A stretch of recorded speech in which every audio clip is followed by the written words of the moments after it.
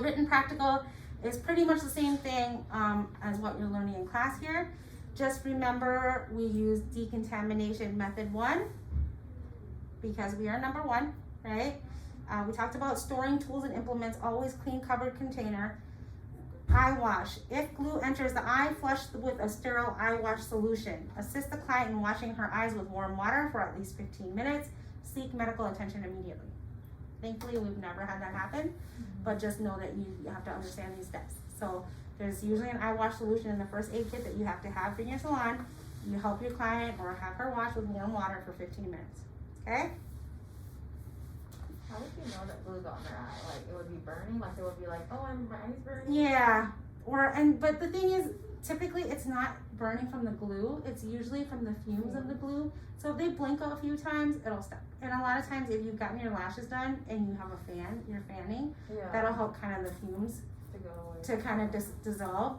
And like I said, we work very closely. We have a lot of new students, but we've never had like anybody have actual glue enter their eye, okay? So if you're careful and their eye is taped shut, more than likely it's just the fumes that's burning, okay? But you always want to make sure your client is comfortable. If she's freaking out and she thinks that it's like something really painful, you definitely want to say, hey, let's come over here and let's try this eye wash. Let's flush it with warm water. Procedure for the outside corner of eye. So usually 12 to 14 millimeters in length is what you're doing for a classic look. The inside inner corners are 6 to 10. Client directions. So a lot of people do not listen, you guys. A big important part of client directions, aftercare, a lot of times just make a card. People don't listen. They literally wake up and they're like, oh my gosh, I'm so cute. And then they're so excited they don't listen. So make sure that they understand they cannot get their lashes wet for 24 hours. Stay away from any oil-based makeup remover, no waterproof mascara. And here's the time when people get up and they look at themselves and they're cute, that you make your next appointment. Because it's really hard. Number one, you want to keep your books on track, right?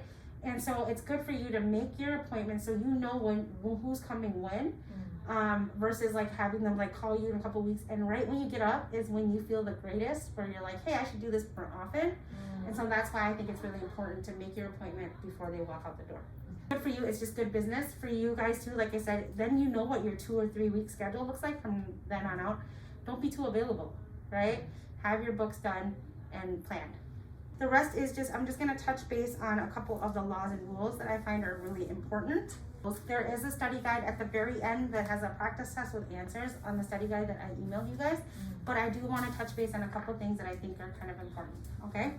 So when they're talking about terms and definitions, just kind of make sure you know what your scope of your license is. You're a lash tech, there's nail techs, there's cosmetologists who do hair, there's estheticians who do skincare, okay? Maintaining your individual license. It's really important that you continuously, if you're operating or working, that you keep your license up to date. It expires every 3 years on the last day of your birthday month, okay?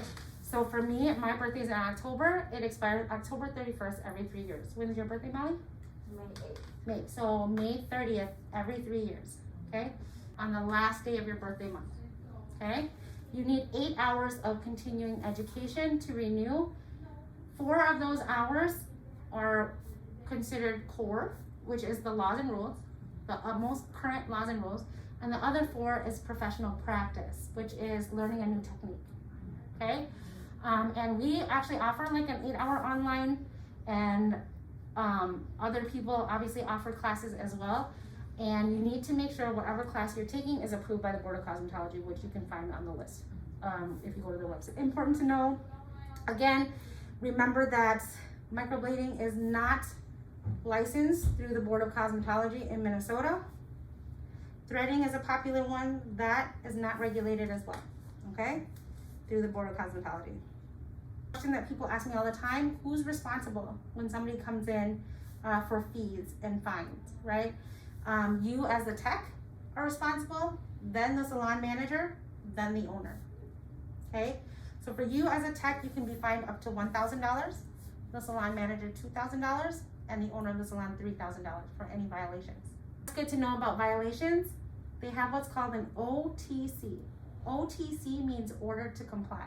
So if they came in, an inspector came and they're like, oh, Molly, you left a single-use item out, what they would do is take a picture of it When they file their report at the end of the visit, they'll email you a report, and they give you 10 days to correct that. And all you do is take a picture of it with, like, you threw it away and that area is clean, send it back to them and say, taken care of. That's it. So I don't think I've ever had to deal with ever paying for a violation, but hopefully you're not violating in a huge way. If you are thinking of opening a salon in a nursing home, you must have a salon license, okay?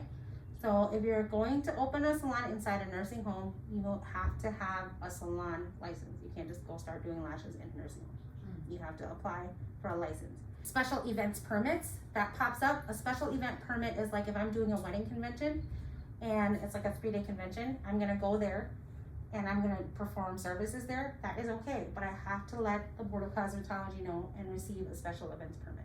Mobile salon. If you have a mobile salon, you have to have a mobile salon license. That license needs to be displayed. That is considered a salon, but it has to be licensed. Which brings me to you having your license. Your license needs to be displayed conspicuously in the salon, at your station is preferable. I think some people put it in the front door. I'm not sure what's okay now depending on your square footage, but for sure at your station. Your name must match the name that's on the license. You have to have ID, okay? Any advertisements that you do, like if you are gonna be like Miss M's boutique, right? I have to put on that card somewhere, licensed by Marina Baum, because they wanna be, I can't use like a fake name to advertise. So in any type of your advertisements, you wanna make sure you use your real name in case they look you up, okay? Always have your ID with you when you're working because the inspector will ask for it. They wanna make sure that you are the person that's licensed. The test will go back and forth between practitioner and technician, means the same thing, okay? People are always like, oh, well, I'm just a lash tech, why do I need to know all these things about cosmetology or whatever, the rules?